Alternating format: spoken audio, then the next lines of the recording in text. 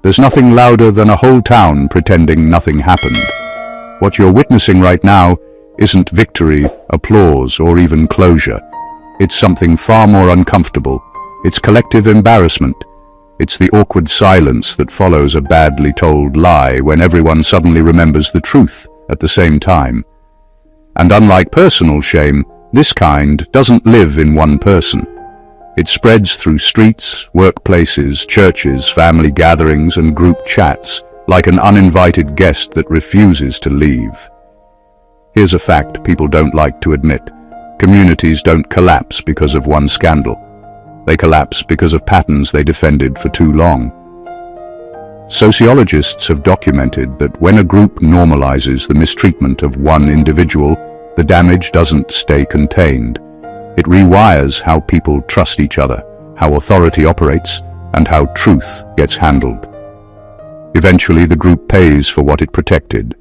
Quietly at first, then all at once.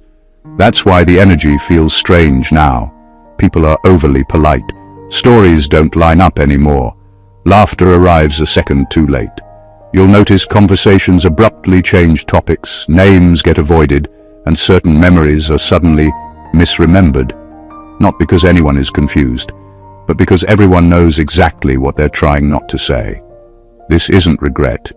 Regret would require ownership. This is embarrassment seasoned with denial and served family style. And here's the slightly funny part, the part no one planned for. The town didn't get exposed by drama, revenge, or confrontation. It got exposed by normal life continuing without their permission. You didn't crash. You didn't spiral. You didn't disappear into the cautionary tale they prepared. You simply existed. And somehow, that turned into the most inconvenient outcome possible. Imagine putting all that effort into a narrative, only for reality to casually ruin it without even raising its voice. This isn't about redemption arcs or public apologies. It's about what happens when a group realizes it can't outrun its own behavior. The shame you're seeing isn't loud or dramatic. It's structural. It's in how people move now. It's in what can no longer be said comfortably. And once that kind of embarrassment settles in, it doesn't fade. It rearranges everything. Stay with me, because what's unfolding here says far more about power, complicity, and human behavior than most people are ready to admit. Number 1. The town isn't embarrassed because you left. It's embarrassed because you survived intact.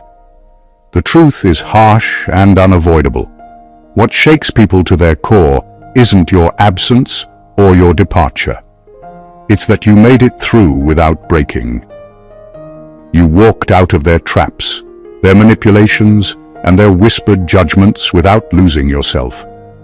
Every town, every small group, every clique thrives on the illusion that they can control, diminish, or define someone else. They act as though a person's worth depends on their ability to comply, to stumble, or to validate the fears and insecurities of those around them. And when that illusion collapses, the discomfort isn't subtle, it's visceral. They realize they've been betting against the wrong person, and the outcome embarrasses them more than any public confrontation ever could.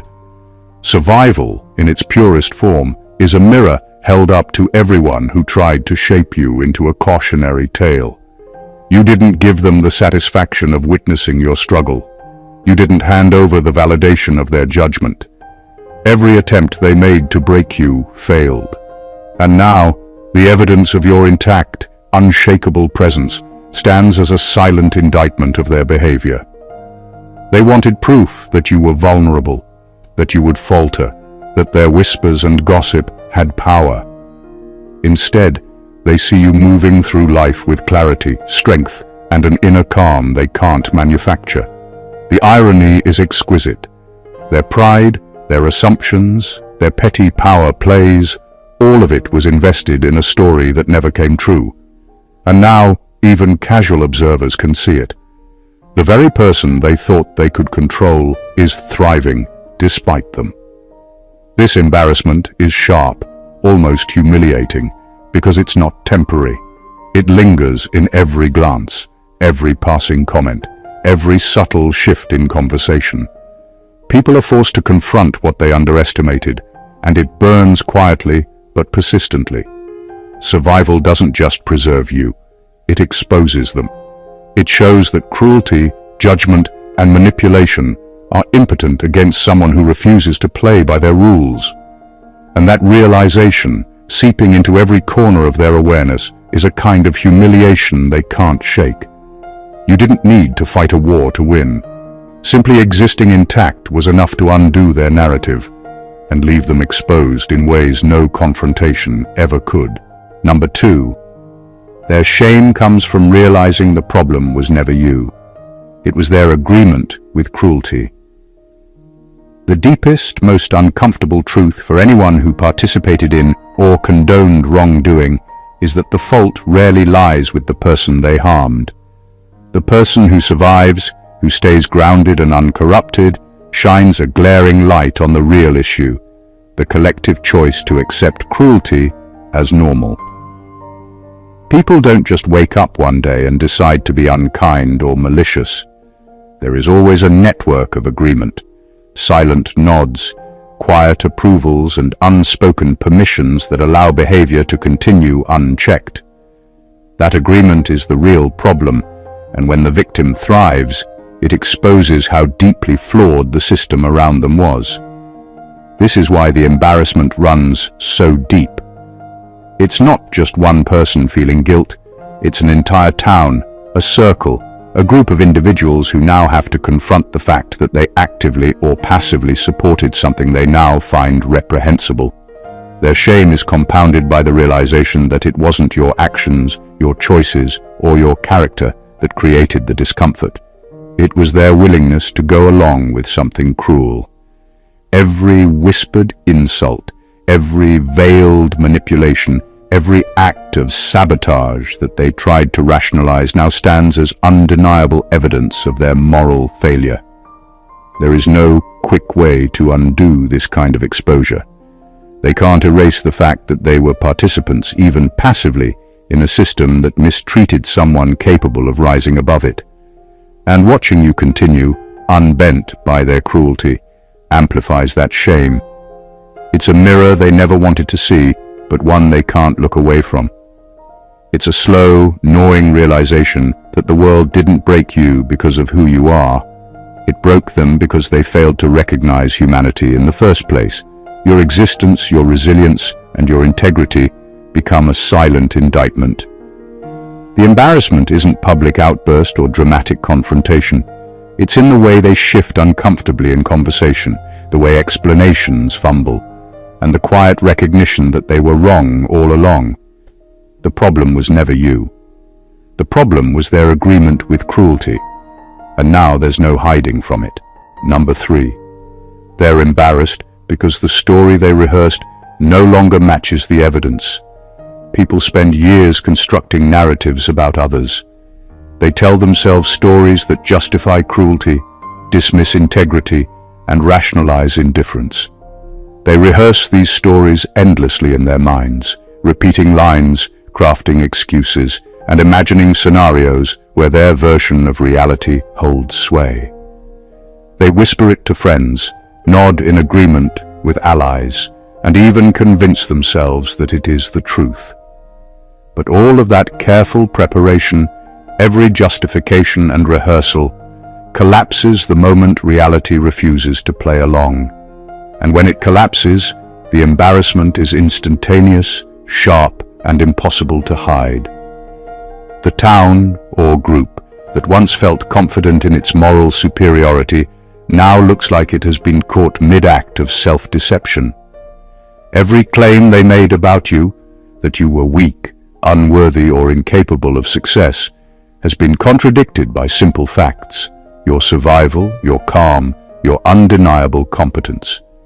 The rehearsed story that kept them comfortable no longer matches what people can observe with their own eyes. Their assumptions, which they repeated in hushed tones and in public whispers alike, have been exposed as lies, half-truths, or wishful thinking. The discomfort of being caught off guard is nothing compared to the internal chaos of realizing that for years They convinced themselves of something that was never true. And the embarrassment doesn't stay hidden. It leaks out in small, unmistakable ways. Conversations get shorter. Compliments come reluctantly. Eyes flick away instead of meeting yours. The pride they carried while rehearsing their narrative is replaced with a quiet, gnawing self-awareness. They thought they controlled the story, but the story has always been controlled by reality, by the evidence of your life, by the truth of who you are.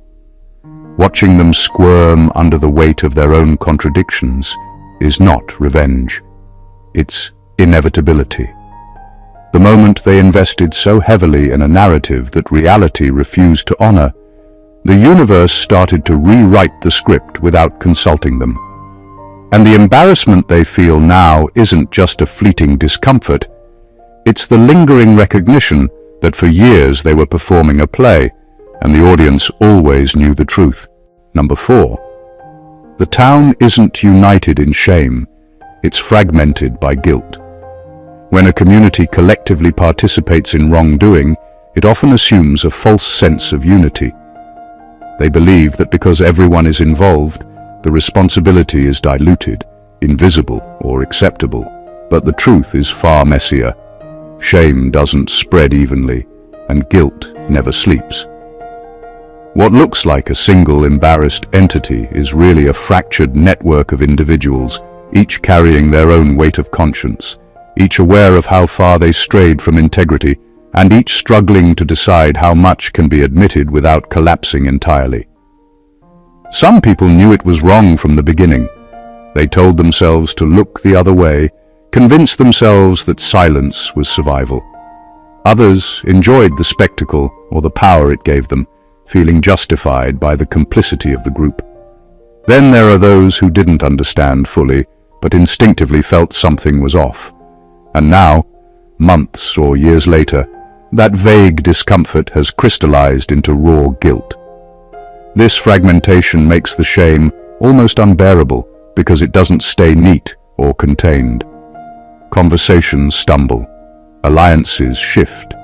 Friends glance at each other warily, unsure who shares what conscience and who will snap under exposure. Guilt fractures trust faster than any argument ever could. The people who once nodded along with cruelty now wrestle privately with whether they were actors, accomplices, or observers. The embarrassment, you see, isn't uniform. It's chaotic, uneven, and unpredictable. Each individual measures their personal exposure differently, which turns the town's supposed solidarity into internal discord. Their previous confidence is gone, replaced by whispered defenses and awkward hesitations. Even a casual interaction becomes a test of morality, a negotiation with conscience that they cannot escape. Meanwhile, you exist outside that collapse, unshaken. Your calm presence makes the cracks visible, the tensions audible, and the moral failures undeniable. The fragmentation is not a spectacle. It is a quiet, relentless unraveling, happening beneath the surface in every glance, every half-finished sentence, every careful shift in tone. The town isn't just embarrassed. It's divided, and that division is the natural consequence of people realizing that they can't all be innocent while their collective behavior screams otherwise. Number 5. They're ashamed because they needed you to fail to feel morally comfortable. People often build their sense of right and wrong on the assumption that others will falter. They measure morality not by action or principle, but by comparing themselves to someone they expect to stumble. In their minds, your failure would have justified their cruelty, reassured them that their behavior wasn't extreme, and allowed them to sleep at night with the comforting thought that they were better simply because you were weaker. That's why your survival and resilience hit like a hammer to their carefully constructed moral framework. They needed you to fail, and when you didn't, the world shifted beneath their feet. For years they may have whispered about your shortcomings, spread rumors, or subtly tried to manipulate situations to expose you. Every slight, every attempt to undermine you was not just an act of malice. It was a psychological safety net for them. They could only feel secure in their actions if the person at the receiving end faltered. Your existence, calm and intact, destroyed that net. Suddenly, the standard by which they measured themselves no longer applied. Their moral superiority, once assumed, became absurd, flimsy, and impossible to maintain. And it's not just a private realization. The embarrassment manifests in public and in private. Conversations around you become tense. Compliments feel forced. Defenses slip, and excuses start to sound hollow even to themselves. Every interaction becomes a reminder that the validation they counted on, your failure, didn't arrive. They have to confront something far deeper than disappointment, the recognition that their ethical confidence was built on someone else's presumed weakness, not their own integrity. Your success, your steadiness, your refusal to be broken forces them to face the unvarnished truth. They were counting on something you never gave. They are exposed, not because you fought them directly, but because you refused to play the role they assigned. That exposure is a slow, gnawing embarrassment, the kind that lingers in hallways, conversations, and glances, quietly reminding them that their sense of moral comfort was never earned. It was borrowed, and now it's gone. Number 6. The embarrassment comes from being seen by outsiders through your eyes. One of the cruelest realities for people who mistreat others is that their actions are never as invisible as they think. Inside the bubble of a town or community, cruelty can feel secret, justified, and even clever. But the moment the perspective of the person who endured it is recognized by outsiders, the illusion collapses. Your survival, your calm, and your dignity act as a lens, showing the world exactly what happened. It isn't just that people outside see them, it's that outsiders see them exactly as you did. Small, petty, and complicit in behavior that now looks absurd when exposed. When someone tries to harm or belittle you, they rarely consider that their actions reflect more on them than on you. They assume their narrative, their gossip, or their judgment will hold. Then the impossible happens. The world sees through the story you've silently carried. The embarrassment isn't loud or explosive. It's in the recognition that their behavior, once normalized and hidden, is now visible in its entirety, stripped of excuses. They wanted to control perception, but perception is no longer theirs to shape. And this exposure is precise and inescapable. Outsiders judge not just the acts themselves, but the character behind them. The whispers, the passive acceptance, the orchestrated manipulations. All of it suddenly becomes transparent. They realize that the world doesn't see a few isolated incidents. It sees a pattern, a culture, a moral failure baked into everyday interactions. What once seemed clever now looks ridiculous. What once felt safe now feels suffocating. Meanwhile, your presence magnifies it. You didn't need to explain, justify, or accuse. You just existed, intact, carrying the truth of your experience with poise. That truth is heavier than any accusation because it cannot be denied.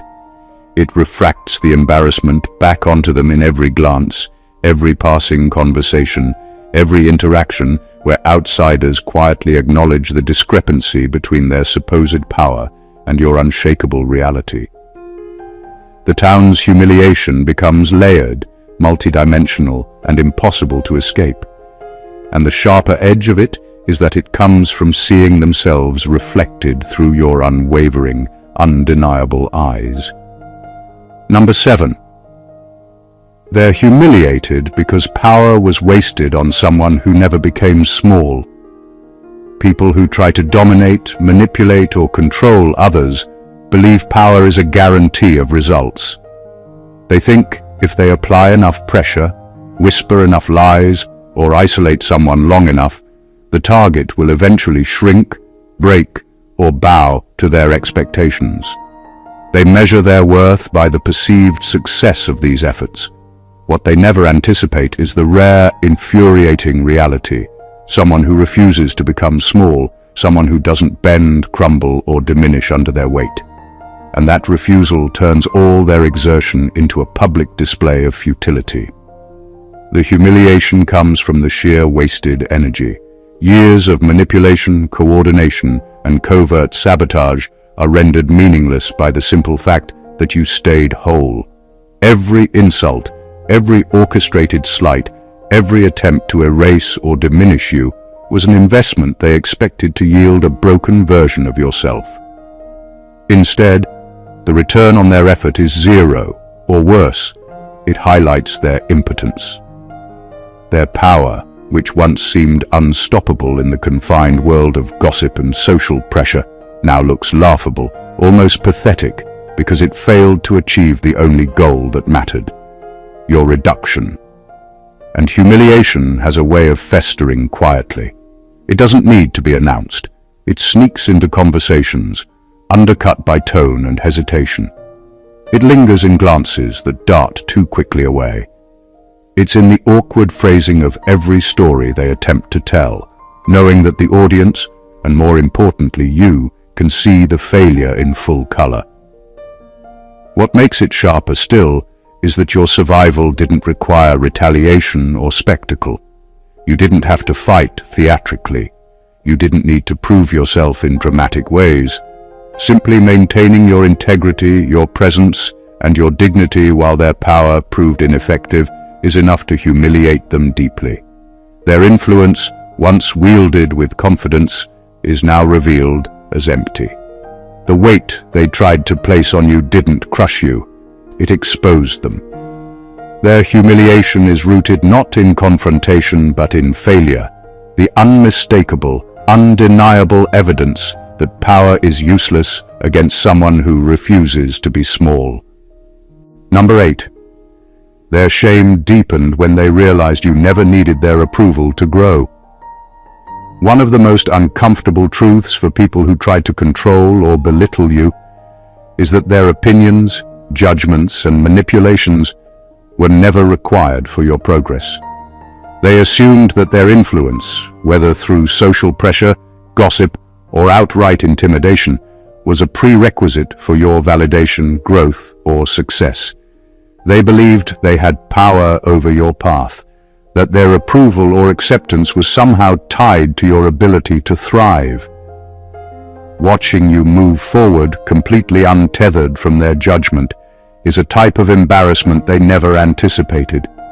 Their shame isn't about being ignored, it's about realizing they were irrelevant all along. Every attempt to manipulate outcomes, to guide, restrict, or diminish you, now looks not just futile, but absurd. They invested energy, time, and moral reasoning into controlling a life that refused to depend on them. The very framework they built to validate themselves, "I am important because I shape others," collapses when the person they targeted proves they never needed that shaping. It's a quiet, insidious humiliation because it cuts to the core of their self-perception. And it's compounded by visibility. Others see it too.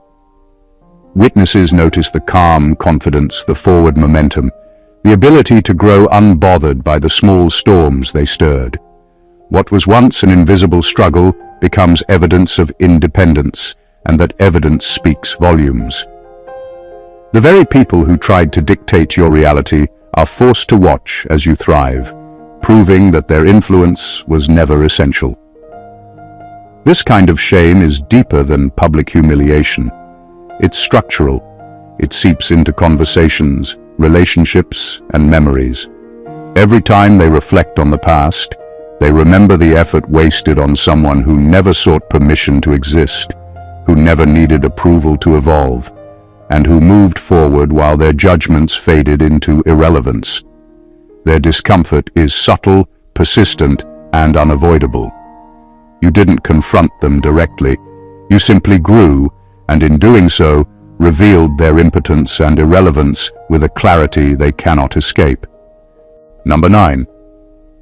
The town is dying of embarrassment because the truth didn't need your cooperation to surface. What's most infuriating for people who tried to control or undermine you is that the truth has a way of appearing whether or not you actively reveal it. You didn't have to speak out, confront them, or expose their behavior. You didn't need to fight for recognition, validate your experiences, or dramatize the injustice. The reality of who you are, how you endured, and the way they acted came to light on its own. Every lie they told, every manipulation they carried out, every attempt to twist the story for their comfort is now laid bare without you lifting a finger. That is the ultimate sting. The embarrassment that floods a town in this situation is subtle but unrelenting. People notice the contradictions between what they claimed about you and what everyone can now observe. Actions and behaviors they tried to disguise, minimize, or justify suddenly become clear. There's no single moment of exposure, no need for confrontation, no speech or evidence you had to provide. Their own patterns, their own decisions, created a mirror that reflects their failures more honestly than you ever could. And the worst part for them is that there's no one to blame but themselves. It's a kind of humiliation that seeps into every corner of community life. In conversations, people hesitate. In gatherings, glances linger a fraction too long. Attempts to maintain authority or credibility feel hollow because the truth is already moving through the social fabric, invisible but undeniable. They realize they cannot control perception anymore. Even the smallest attempt to rewrite the narrative now looks desperate, transparent, and ineffective. Your mere existence, your consistency, and your integrity act as a silent force, letting reality speak for itself. You didn't have to fight. You didn't have to prove anything. The truth didn't need your cooperation to surface, and in doing so, it exposed every flaw, every moral failure, every miscalculation they thought would remain hidden. That is why the town is embarrassed. That is why they squirm. The spotlight was never on you, yet it illuminated them fully, leaving their pretenses naked, their pride shattered, and their discomfort permanent. Number 10. They're ashamed because younger people are asking questions they can't answer cleanly. Nothing exposes the fragility of a community's moral facade like curiosity from the next generation. Young people notice inconsistencies, detect unfairness, and aren't yet conditioned to accept excuses the way adults often do. When they start asking straightforward questions about why certain behaviors were tolerated, why some people were treated poorly, or why cruelty was normalized, the very people who relied on secrecy, justification, and manipulation suddenly find themselves cornered. Their answers falter, their rehearsed stories collapse, and their embarrassment spreads because they can't offer explanations that hold up under simple scrutiny. This is more than awkward, it's destabilizing. For years they counted on ignorance, distraction, and conformity to protect their reputations. They relied on people not paying attention, turning a blind eye, or accepting narratives without questioning them.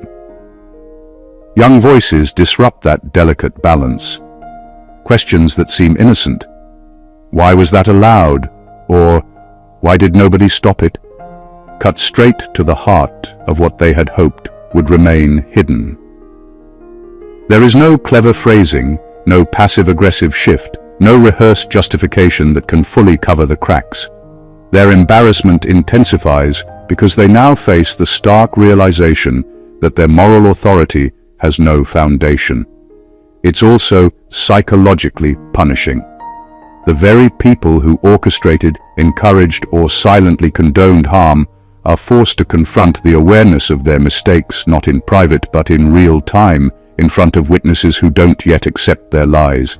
Every hesitation, every awkward pause, every poorly crafted excuse only magnifies their shame. Meanwhile, You exist outside of this chaos. You've lived the truth, endured what they couldn't acknowledge, and maintained your integrity without begging for validation. Watching the younger generation notice what they tried to hide is almost poetic justice. It's not dramatic or loud, but it's deeply humiliating because it's irreversible.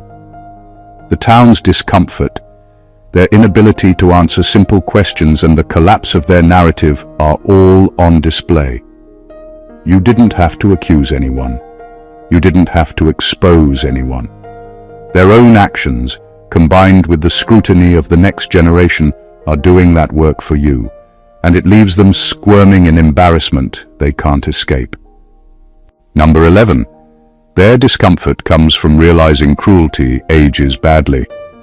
Time has a way of stripping away the gloss of justification, and that's where the real embarrassment begins. What once seemed clever, harmless, or necessary suddenly looks outdated, petty, and outright cruel. People who built their self-image around having power, influence, or moral authority over others now realize that their actions have not withstood the test of time. They see their past behavior as a series of mistakes framed by arrogance, insecurity, or indifference, and they can't hide from it. What once felt like dominance now feels small, and what once felt justified now feels indefensible. The gnawing discomfort comes from more than recognition. It comes from perspective. They watch as the person they targeted moves forward with composure, strength, and clarity, while their own actions linger as evidence of poor judgment. Memories that they once rationalized, laughed about, or excused now replay with painful accuracy. Every story, every act of manipulation, every whisper intended to harm, now looks like a record of their failure to act with integrity. The embarrassment isn't external, it's internal, persistent, and impossible to ignore. And it's worse because cruelty leaves traces. People who were hurt remember clearly. Observers notice patterns that the perpetrators once assumed were invisible. Even the casual onlooker can sense the mismatch between the supposed superiority of the aggressor and the enduring dignity of the person who was harmed. That realization hits hard. The power they thought they wielded has no permanence. It doesn't age well. Meanwhile, the person they tried to diminish has already outpaced them, not with vengeance, but with persistence and grace. Their behavior, once celebrated in their own circles, is now exposed as short-sighted and futile. Time doesn't just reveal truth, it disarms arrogance and exposes the emptiness of cruelty. And as the years add up, what once seemed like control becomes a monument to embarrassment, a record that cruelty, no matter how confident it appears in the moment, never grows more respectable with age. Number 12. They're embarrassed because no apology would fix what was normalized. The deepest kind of shame comes from realizing that the damage they caused wasn't a single mistake or a brief lapse in judgment. It was a pattern, a culture, a way of life that they collectively accepted, encouraged, or ignored. And patterns don't disappear with a single apology. No amount of saying "I'm sorry" or claiming ignorance can erase the reality that cruelty, manipulation, and indifference were normalized for years. The embarrassment they feel isn't performative. It's structural because it's tied to the system they helped sustain. Apologies are meant for moments, for acts that can be reconciled with sincerity. But when harm is woven into everyday interactions, when gossip, exclusion, and subtle sabotage are treated as ordinary, an apology becomes meaningless. It can't undo what was repeated, what was witnessed by others, and what shaped someone else's experience of the world. They can speak, write, or announce their remorse, but the truth doesn't change, and the truth is unforgiving.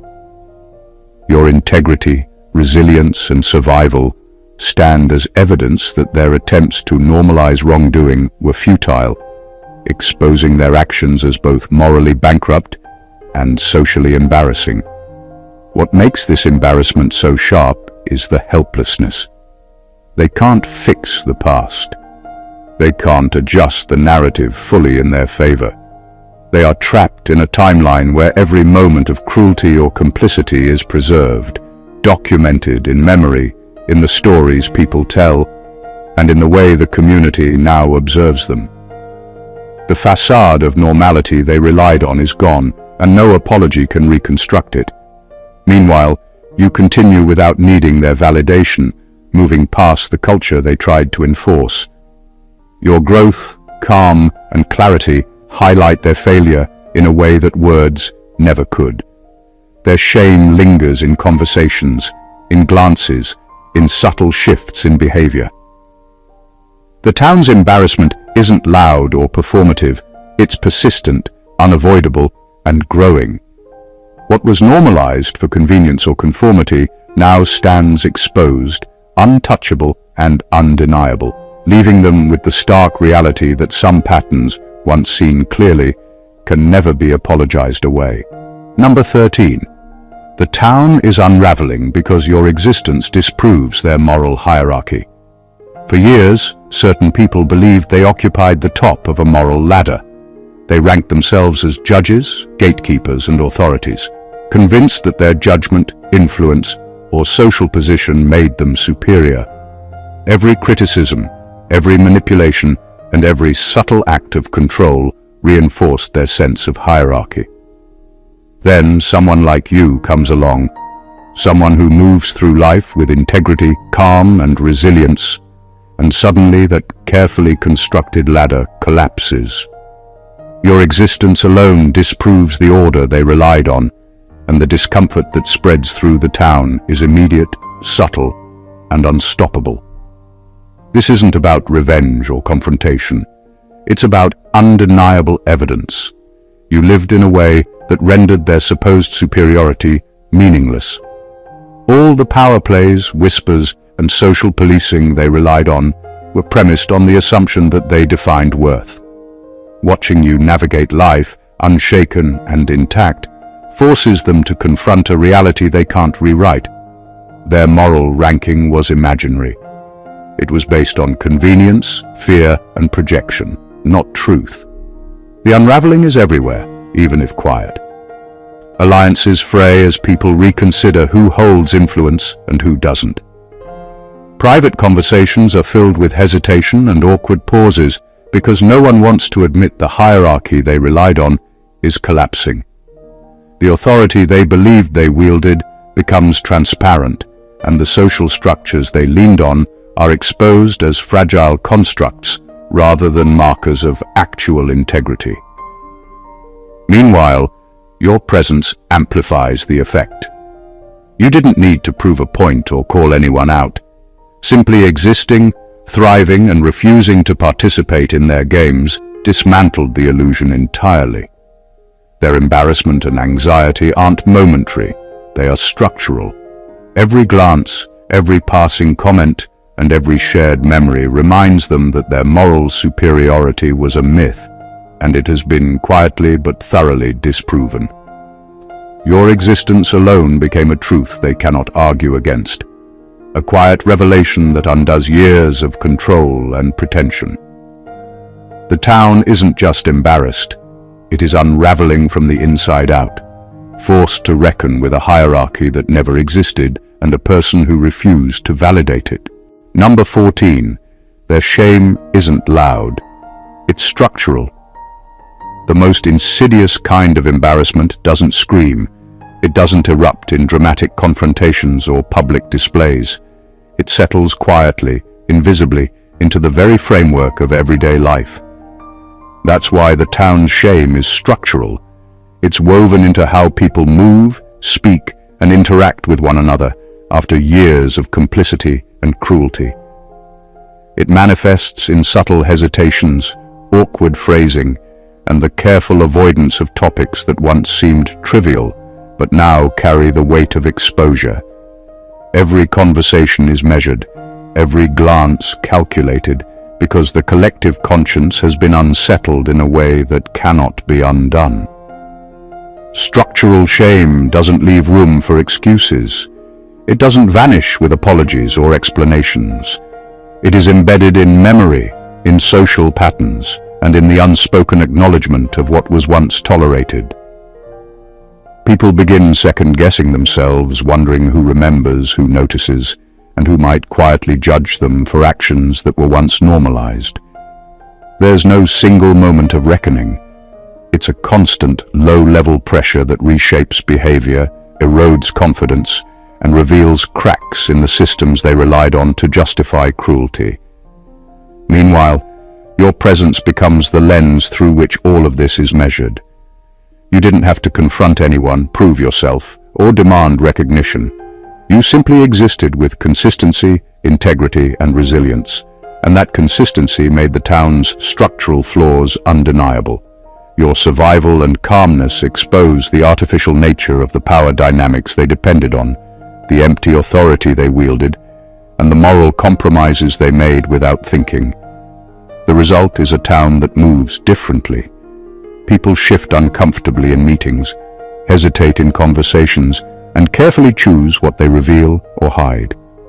The embarrassment isn't theatrical. It's in the invisible tension that runs through every interaction. It lingers, persistent and unavoidable, a reminder that cruelty, complicity, and moral failure leave traces that cannot be erased. Your quiet strength has turned their structure itself into a monument of exposure, a permanent reminder that shame doesn't always shout. Sometimes it quietly reshapes everything from the inside out. The story we've explored isn't just about one person surviving difficult circumstances. It's about the undeniable truth that integrity, resilience, and self-worth have a power no scheme, gossip, or manipulation can ever touch. Every point we've discussed exposes a reality most people don't want to face. Communities and individuals who rely on cruelty, control, and false hierarchies ultimately reveal themselves through their own actions. From the humiliation of wasted power to the quiet, structural embarrassment that seeps into every interaction, the shame of those who tried to diminish you is persistent, unavoidable, and deeply rooted. What's remarkable is how simple it all is. You didn't have to fight theatrically. You didn't need to prove yourself with loud confrontations or dramatic displays. Your calm, steady presence and refusal to participate in their games became the ultimate mirror. It reflected back every lie, every manipulation, every assumption they made about control and superiority, every whispered plan, every subtle attempt to undermine you, every expectation that you would falter. All of it failed, and the failure speaks louder than any accusation could. This isn't just a story of survival. It's a story of revelation. It's a reminder that true strength doesn't always roar, but its impact resonates through the lives and communities around it. Those who tried to shame or control you are now confronted with the most uncomfortable truth. Their power was never real. Their superiority was imagined, and their cruelty only exposed the fragility of their own character. The embarrassment they feel, the structural discomfort that lingers in their conversations and behavior, is a testament to your unshakable integrity.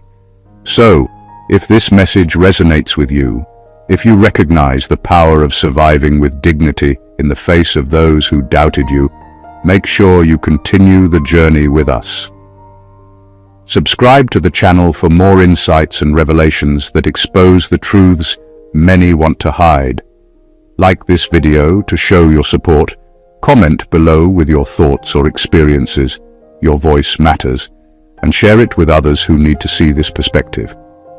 Let's keep uncovering the realities that shape our lives, challenge the pretenses that hold people back, and celebrate the strength it takes to remain unshaken in a world that often hopes you will be. God bless you.